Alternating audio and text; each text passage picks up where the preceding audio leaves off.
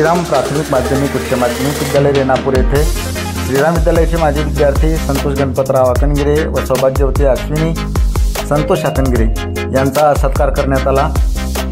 संतोष आकणगिरे हे यापूर्वी भारत देशातून परदेशामध्ये जाणाऱ्या तरुणांना नोकरीसाठी मार्गदर्शन करून अनेक तरुणांना त्यांनी कामावर लावण्याचं काम केलं, नोकरी लावण्याचं काम केलं आणि त्यामुळं त्यांचा एक वेगळाच ठसा या क्षेत्रामध्ये होता।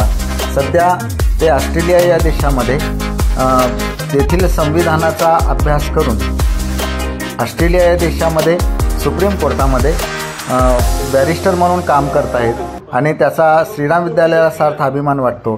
त्याबद्दल त्यांचा सत्कार करण्यात आला। या प्रसंगी त्यांनी तेथील न्यायव्यवस्था आणि भारत देशातील न्यायव्यवस्था याबद्दल अनमोल माहिती सांगितली आणि विद्यार्थ्यांना मार्गदर्शक होईल असं त्यांनी उदाहरण या सर्वांच्या समोर आणून दिलं। त्यामुळे त्यांचा सत्कार करण्यात आला। रेणापूरवासियांना खरोखरच त्यांचा अभिमान वाटतो। या प्रसंगी प्राचार्य सिद्धेश्वर महामडगे सर, पर्यवेक्षक अनिल कुटवाड सर, प्राथमिक विभागाचे मुख्याध्यापक मोरे सर, प्राध्यापक दायगुडे सर व सर्व शिक्षक सहकारी उपस्थित होते। 100 पडणं ह्या गोष्टीला अजिबात महत्त्व नाहीये। ज्या विद्यार्थ्याचं कॅरेक्टर डेव्हलप झालेलं आहे तोच विद्यार्थी पुढे डॉक्टर होऊन, इंजिनियर होऊन किंवा वकील होऊन किंवा अजून टीचर होऊन तो त्याचं जे कार्य आहे, त्याचा जो उद्देश आहे शिक्षणाचा तो पूर्ण करू शकतो। हा मेन फरक आहे। आता तुम्ही ऑस्ट्रेलियाला काम करता, मग तुमच्या प्रगतीमध्ये श्रीराम विद्यालयाचं काय वाटतं?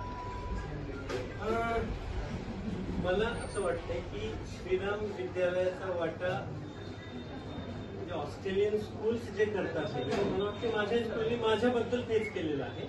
कॅरेक्टर डेव्हलपमेंट हे झालेलं आहे। आज पण मी काम करत असताना माझ्यासाठी पैसा हा कधीच म्हणजे आज किंवा आधी पण पैसा हा मूळ उद्देश कधीच मिटवला, तो एक पार्ट आहे। असं म्हणणं नाही की मी काही फ्री केलंय किंवा मी चॅरिटी केली किंवा मी सोशल वर्क केलंय, असं नाहीये। पण बॅलन्स करणं, पैशाला या प्रोसेसमध्ये किती महत्व द्यायचं आणि बाकी जे शिक्षण आपल्याला मिळालेलं आहे शाळेतून त्याला किती महत्व द्यायचं याचा एक बॅलन्स ठेवणं हे काम मी केलेलं आहे। मला वाटतं या प्रोसेसमध्ये शाळेचं कॉन्ट्रीब्युशन खूप जास्त। मॅडम मला संतुष्टवती नाही तर यासाठी द्यायचं कारण तू स्वतःबद्दल सांगितलं आमच्या हे प्रोसेस महाग असते। ही जी तरुणांना दुसऱ्या देशांमध्ये जाणं आणि ही प्रोसेस महाग असते। ITI सारख्या साध्या फील्ड मधल्या इतक्या लोकांना कमीत कमी 500 लोकांना